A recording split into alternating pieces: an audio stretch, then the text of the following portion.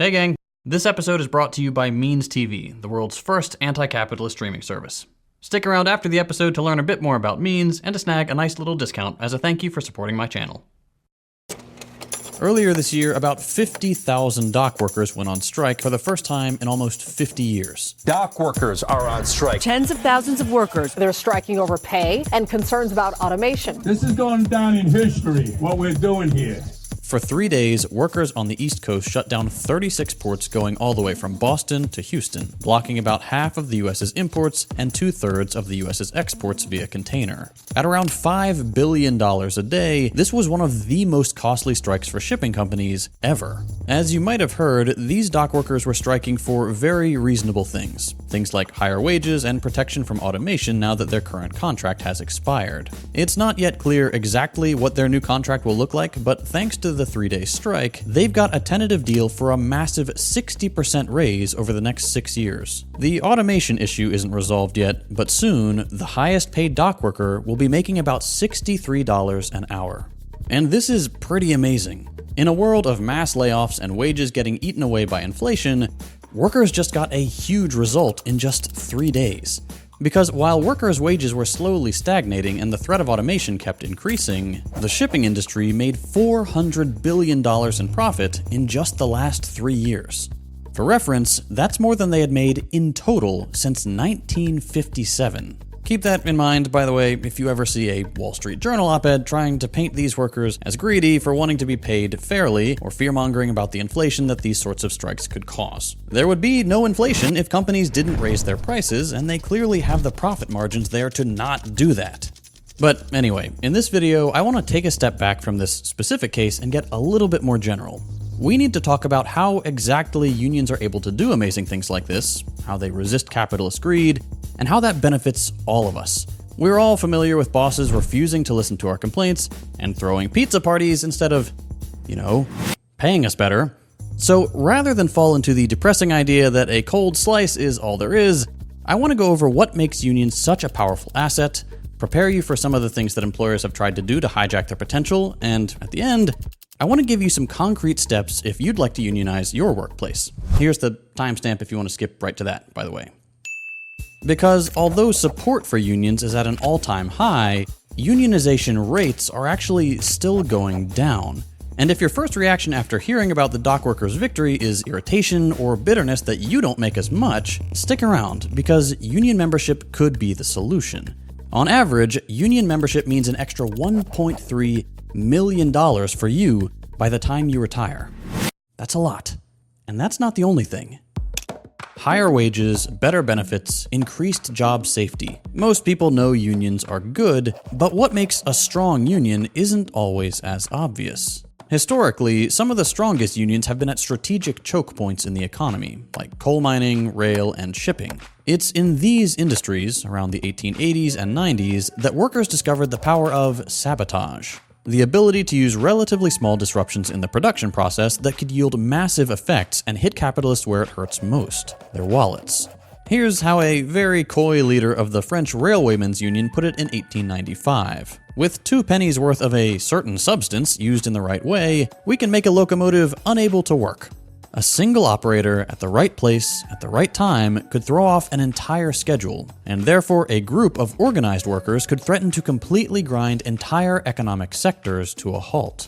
And with strikes and sabotage starting so far up the production chain, other unionized industries could take note and join further down the line, turning a single act of industrial sabotage into a society-wide general strike. Obviously, here at Second Thought, we wouldn't condone any such action. But the strike isn't the only tool workers have. Often, just slowing down is enough to get the boss to agree to workers' demands. In 1899, for example, dock workers went on strike in Glasgow after their employers refused to give them a 10% raise. To break the strike, agricultural workers were brought in until the longshoremen were forced back to the docks. Now, these agricultural workers were, of course, not as good at the job as the trained professionals they replaced. But since the capitalists had said they were just as happy with the quality of their work, the dock workers agreed to come back and work just as clumsily and slowly as those that had replaced them. Like today, it only took 3 days of this for dock workers to get their 10% pay bump. Similarly, where strikes or unions were made illegal, workers found alternate ways to protest. In France, for example, a strike ban under rail nationalization was met by railroad workers with a simple commitment to follow the exact wording of the safety regulations. The rule said that engineers needed to ensure the safety of every bridge a train would cross, and get a confirmation from another member of the crew if they weren't sure. So until their demands were met, that's exactly what they did. Engineers audited every single bridge a train would cross, causing massive delays and forcing the hand of the state to listen. Gotta love the French. That's pretty good. These sorts of acts are exactly the kind of things that happened for decades between the end of the 19th and beginning of the 20th century. Workers found little tricks, lost crucial pieces of equipment, magically all fell sick on the same day, or simply refused to collect payments from customers to temporarily slow down their boss's revenue into submission. These are strategies available to most, if not all, workers, and the historical record has proven that they are some of the most effective ways to get things to change. Because it's thanks to these actions that bits of real democracy took shape in Western countries. We often hear that democracy is the product of great ideas, but the reality is that this leverage that workers had over the entire economy, their ability to turn off the tap for things like energy and imports, was really what made democracy available to more than just the rich and powerful. For the simple reason that strikes prevent capitalists from just doing whatever they want. When workers strike, it hurts capitalist profits, yes, but more than the strike itself, it's the threat of the strike that keeps bosses from firing workers and cutting wages. And in these early years of labor action, workers used their leverage to demand a place in society that the existing political system refused to give them. Government was limited to the owners of property, capitalist men who owned land, but often also literally owned women, servants, and slaves. If it hasn't always been an explicit requirement, government has always been the domain of the rich and powerful in practice. And when these institutions thought there was no problem with their rich and powerful buddies putting children to work, forcing labor to come in 7 days a week, 12 hours a day, workers then had to develop a way to fight back, to gain collective rights and improve life for all of us, to find a way to exercise power in a system that was designed to exclude them. Now, capitalists came up with dozens of ways to fight this. The welfare state as we know it, for example, only exists as a compromise the state and capitalists made with labor so they could have a paternalistic control over the common good. They didn't like the majority of society being able to impose their outrageous demands of a comfortable life for all. Better to concede on some demands than to give up the power to set the rules. This is the same strategy that's behind what are called company or sometimes yellow unions. These were especially popular in the early 20th century. The point is to have an in-house union, essentially controlled by the boss, that can filter the demands of workers and get them to a compromise without there ever being a real risk of a profit-interrupting strike. This obviously makes unions a lot weaker, a lot less threatening, and therefore a lot more popular among capitalists. And the reason they exist is because just before they started popping up everywhere, the conventional method capitalists had used to silence workers' demands was literally killing them. The Rockefellers, for example, famously set the National Guard on Colorado coal miners trying to unionize in 1913. And the bloodbath was so insane, the number of casualties so high, that the resulting nationwide political crisis actually threatened the Rockefellers' ownership of the mines. Workers, organized and stigmatized by capital, were too much of a threat not to be pacified somehow. Now, since 1935, these kinds of unions have been outlawed. But if they're illegal, that doesn't mean they can't still exist in practice. Plenty of unions can easily fall victim to the intimidation tactics capitalists use to force workers to compromise and protect company profits over their own demands. So, this next section of the video is hopefully going to clear up how you might want to set up a union where you work, and how to make sure it doesn't become completely neutered by your boss. So if your job isn't unionized already, what does it take to make that happen? The first step is talking to some of your coworkers one-on-one. The goal here is to figure out who might be interested in joining a union, who's maybe going to need a little more time or convincing, and who's probably not going to be up for it.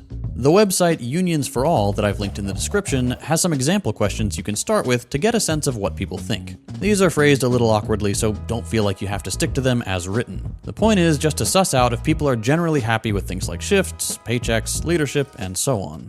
The point is not to sell them on joining a union, it's just to hear what things they're upset about that either you have in common or you haven't thought of yet.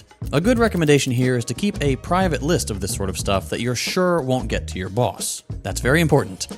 Writing down how different people feel and what they want to see changed is not only going to make the possibility of a union more tangible and appealing for more people, it's going to help you actually identify your demands down the line. But again, your boss cannot see this. Now, once you've got this information, you'll probably see that there are a couple grievances that keep popping up. These are going to become the rallying call that'll get people on your side and focus your union's energy on one or two productive and winnable goals.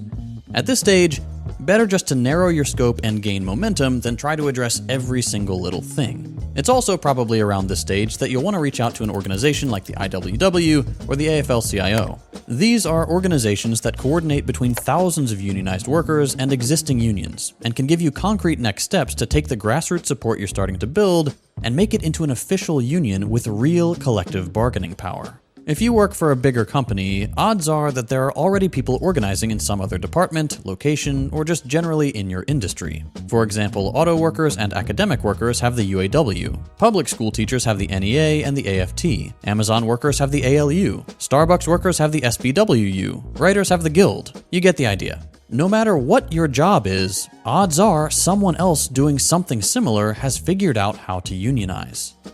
Reaching out to one of these bigger organizations usually just takes filling out a quick form, and then they'll get you in touch with a representative who has actual experience organizing a union safely. There are legal protections in place to make sure that you can organize your workplace, and having someone who can help you go through the process correctly and with strategies that have worked before can save you a lot of stress.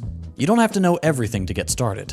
Bosses are well known for breaking the law to prevent or dissolve a union, and having that institutional support from union organizers can make sure that every little bit of shady shit gets written down and that you know your rights. At this point, once you've gotten some help, the next step will probably be collecting signatures from your coworkers to get managers to recognize your union. This can go smoothly, and your boss agrees to your demand to form a union, or you can face some resistance. If your boss does not recognize your union and you have a majority of your coworkers ready to vote yes on unionizing, you'll be able to file a petition with the NLRB to formally organize a union without needing your boss's approval. To do this, you'll need at least 30% of your coworkers to agree to file and 50% of your coworkers to vote yes on forming a union the day of the actual election. This time between the petition and the election is when your managers will be the most insufferable. They'll lie, intimidate, threaten, or otherwise discourage you and your coworkers from unionizing. They might threaten to fire you for unionizing. They might hit you with mandatory meetings with consultants or managers trying to convince you that a union will actually make your life worse, that the dues will be too high, and that you'll lose freedom somehow. They'll lie and tell you they'd be happy to negotiate so long as there isn't a union rep in the room. Don't fall for it. Remember, if they thought they could, they'd happily work you to death for a quick buck. A lot of these strategies are illegal, and having a union and a union federation to back you up and protect you will get you the things you deserve. The benefits of a union always outweigh the costs. Always.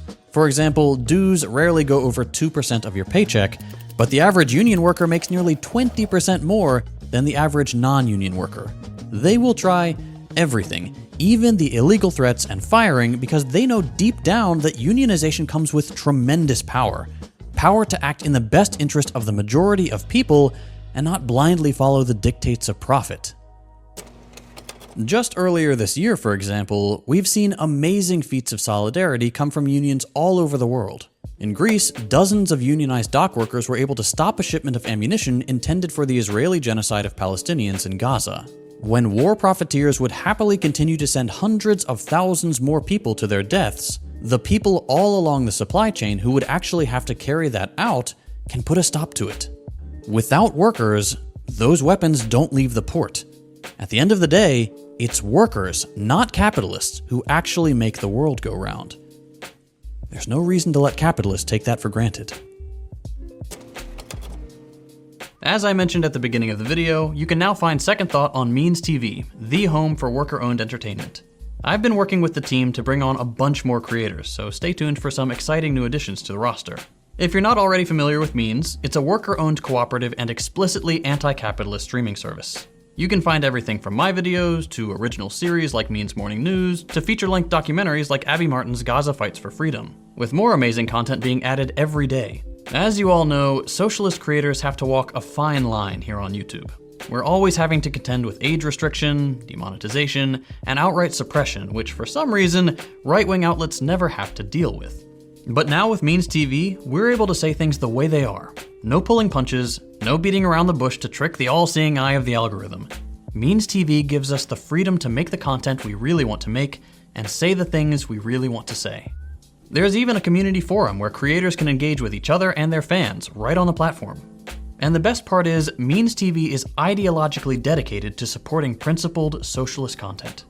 As a little thank you for watching my channel, if you sign up with my link, you can get your first month 20% off. Or for an even better deal, you can opt for the annual plan and get 20% off the whole year. A full year of Means TV will run you just $88, which is like the cost of a single DoorDash meal these days. Every person who signs up using my link is directly contributing to the financial stability of my channel and the entire cooperative media project. None of this would be possible without the generosity of viewers like you. Both Second Thought and Means TV are entirely grassroots funded, and they always will be.